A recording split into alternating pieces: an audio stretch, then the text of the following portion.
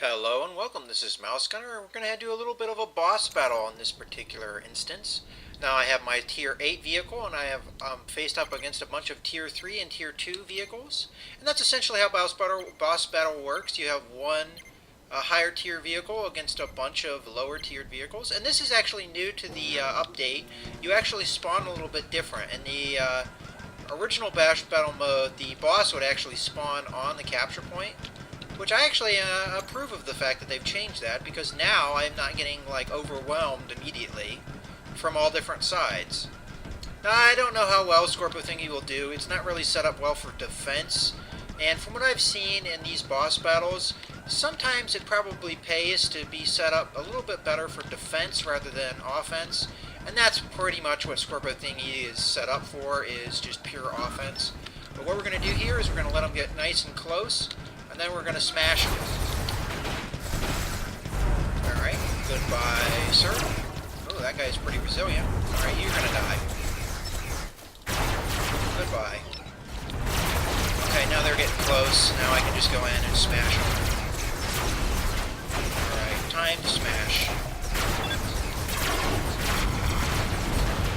Oh, good. One of them got me. Pretty good. Kill that one.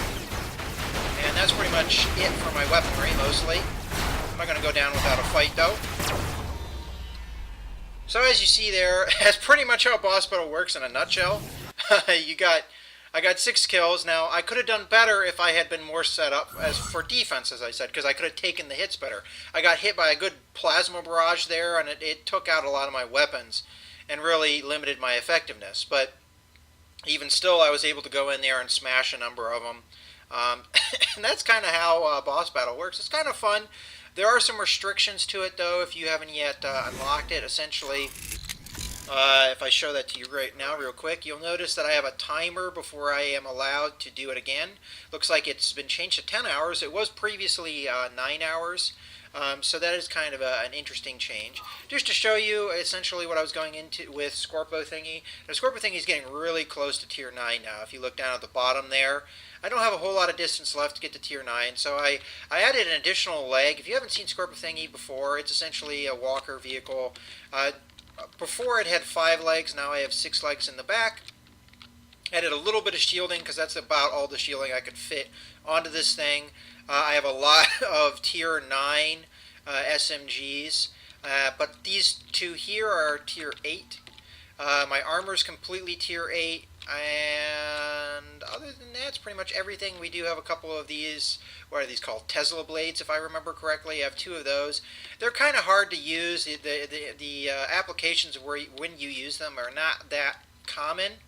But every once in a while, you can set it up and you can really destroy a vehicle, because one hit of this thing will just absolutely decimate an enemy.